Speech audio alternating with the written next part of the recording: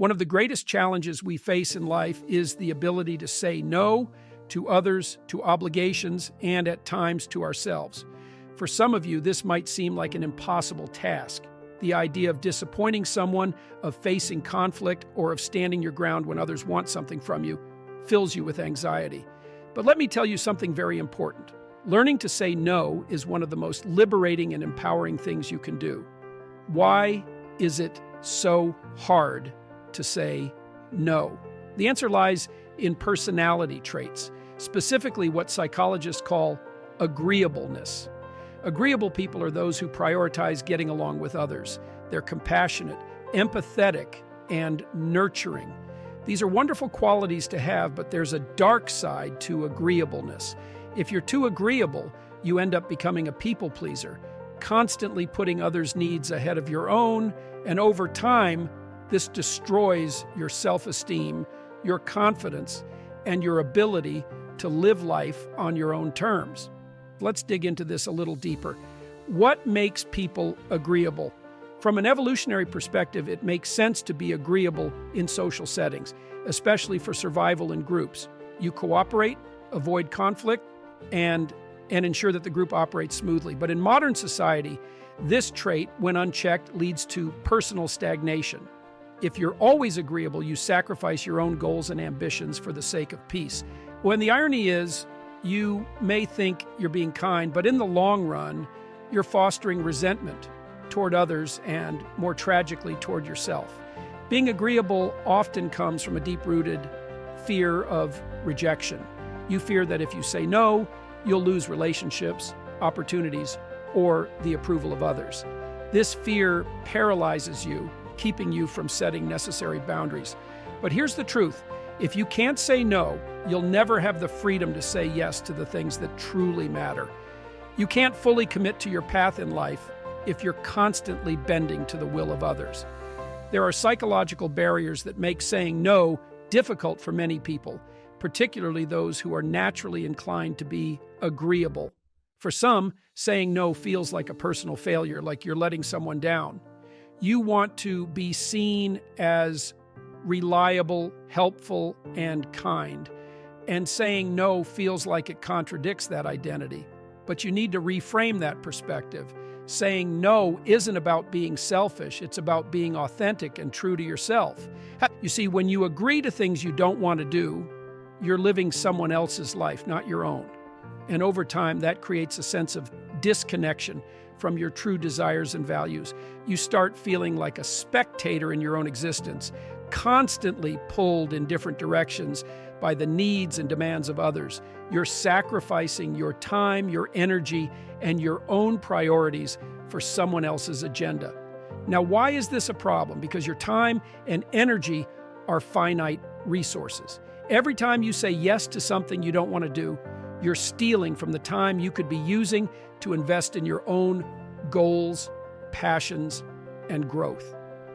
You cannot please everyone, and the more you try, the further you'll drift from your own potential.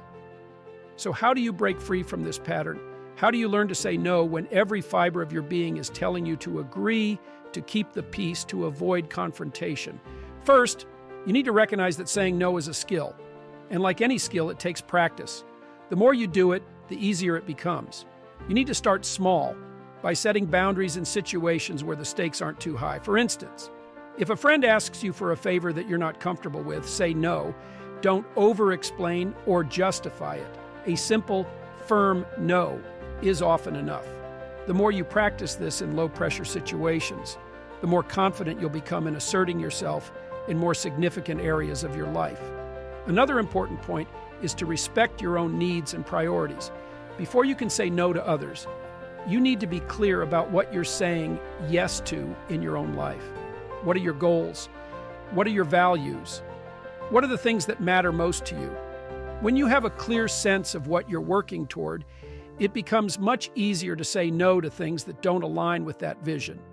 You can start by asking yourself, does this request bring me closer to or further away from what I want to achieve? Let's get practical. When someone makes a request that you're not comfortable with, resist the urge to respond immediately. Take a pause. Say something like, "Look, let me think about it," or "I'll get back to you." This gives you the space to evaluate the request on your terms rather than reacting out of habit or guilt. During this pause, ask yourself, do I really want to do this? Or am I agreeing just to avoid conflict? One of the hardest aspects of learning to say no is the fear of confrontation. You worry that by asserting yourself, you'll damage relationships or be seen as difficult. But here's the thing. People respect those who respect themselves. If you're always saying yes, always bending over backward for others, people will start to take advantage of you. They'll assume that you'll always be available, always willing to drop everything for them. And as much as you may want to avoid conflict, this leads to resentment on both sides. Standing up for yourself is not about being rude or aggressive. It's about being firm and respectful. When you say no, you're not rejecting the person. You're simply prioritizing your own needs. There's a way to say no without being confrontational. You can acknowledge the other person's request, express appreciation for their trust in you, but still stand your ground. For example, you might say, "I really appreciate you thinking of me for this, but I'm going to have to pass. I've got a lot on my plate right now, and I need to stay focused on my priorities." This kind of response shows respect for the other person while also honoring your own boundaries. At the core of learning to say no is self-respect. You have to believe that your time, your energy, and your goals are worthy of protection. If you don't value yourself, you'll find it nearly impossible to say no to others. But here's the secret. Every time you say no to something that doesn't align with your values, you're saying yes to yourself. And that's where real confidence comes from. When you start to say no, you'll notice, something interesting. The more you respect your own boundaries, the more others will respect you. You'll stop being seen as a doormat, as someone who's always available for everyone else's needs, but never their own. People may push back at first, especially if they're used to you saying yes all the time, but in the long run, they will respect you more for standing your ground. The key to success was to focus on what truly mattered. Here's the ultimate point. Learning to say no is a form of freedom. When you can say no, you're free to live life on your own terms. You're no longer a prisoner of other people's expectations or demands. You're in control of your own destiny. So stop apologizing for saying no. Stop feeling guilty for standing up for yourself. Your time is valuable and your life is your own. The world needs people who are willing to assert their boundaries, who are willing to stand firm in their convictions, and who are willing to prioritize their own growth and well-being. Saying no doesn't make you selfish. It makes you strong, it makes you authentic, and ultimately, it makes you free. Let's take this a step further. If you're the type of person who struggles to say no, it's likely because deep down, you want to be seen as agreeable, helpful, and reliable. These are admirable qualities, no doubt, but when they lead you to compromise your own needs, it's no longer a strength. It becomes a weakness that others can exploit.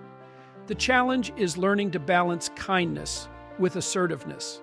You don't need to become cold, harsh, or indifferent, but you do need to recognize that every yes you give to someone else is a no to something else in your life.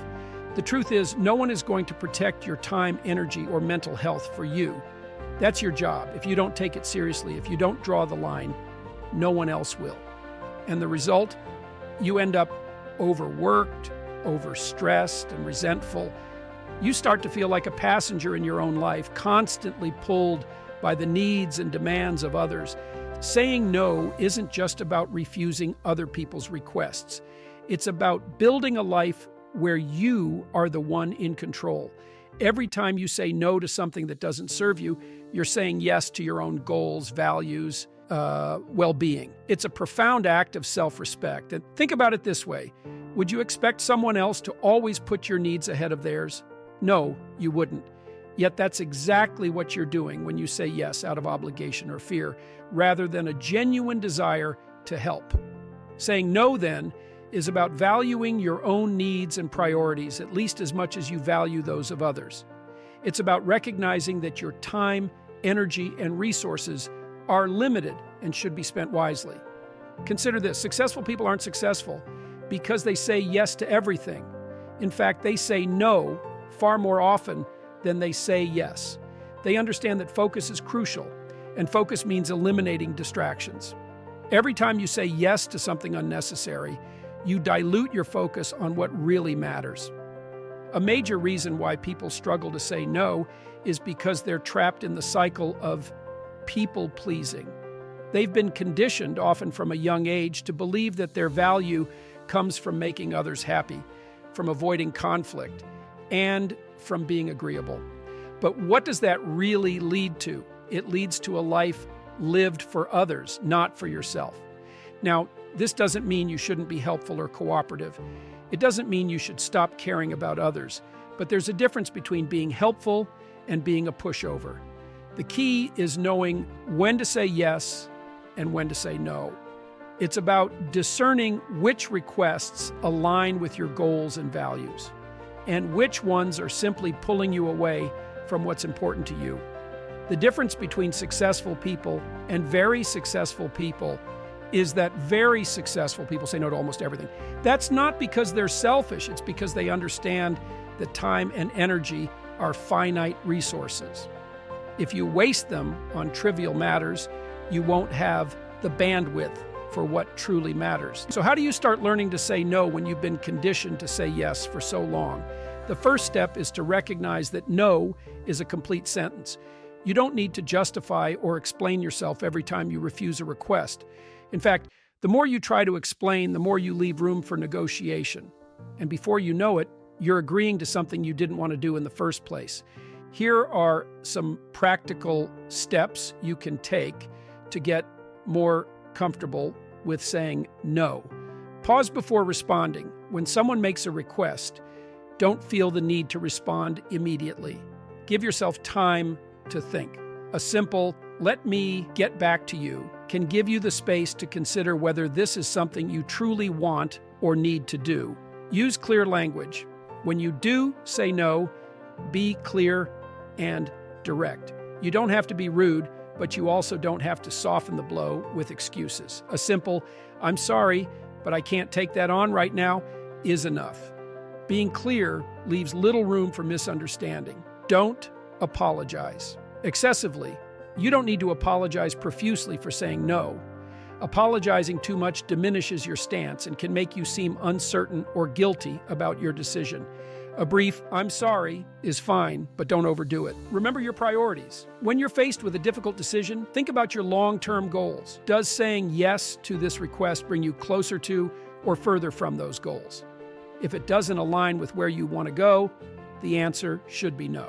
Practice in low-stakes situations. Start small. Practice saying no in situations where the stakes aren't high. For example, if a colleague asks you to take on a minor task that you don't have time for, use that as an opportunity to assert your boundaries.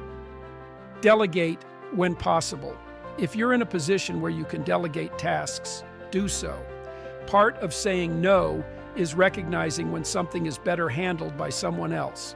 You don't have to carry every burden yourself. Let's take a real-life example. J.K. Rowling, the author of the Harry Potter series. In the early days of her career, she struggled with saying no. After her initial success, the demands on her time skyrocketed. Interviews, public appearances, charity events, all competing for her attention. For a while, she tried to say yes to everything, wanting to please everyone. But soon, she found herself overwhelmed and creatively drained. She realized that in order to protect her creative energy, she had to start saying no to many of these requests. It wasn't easy. People were disappointed, some even angry. But by saying no to things that didn't serve her writing, she was able to focus on her work and produce even more successful novels. Her story is a perfect example of how learning to say no is crucial to protecting your own well-being and achieving your goals. One of the biggest barriers to saying no is the fear of disappointing others. You might worry that by refusing someone's request, they'll be upset with you, or worse, that they'll no longer value or respect you. But here's the thing, you cannot control how others react. You can only control your own actions and decisions. In fact, when you learn to say no respectfully and assertively, you're more likely to earn genuine respect. People may be disappointed in the moment, but over time, they'll see that you're someone who values your own time and boundaries. And that's a quality people admire, even if they don't always express it immediately. It's also worth noting that the people who get the most upset when you say no are often the ones who are benefiting the most from your lack of boundaries. These are the people who expect you to always be available, to always say yes, and they may push back when you start asserting yourself. But that's their issue, not yours. Your job is to protect your time, energy, and well-being, not to cater to everyone else's expectations. When you start practicing the art of saying no, something incredible happens. You start to feel empowered. You begin to realize that you are in control of your own life, that you're not at the mercy of other people's demands.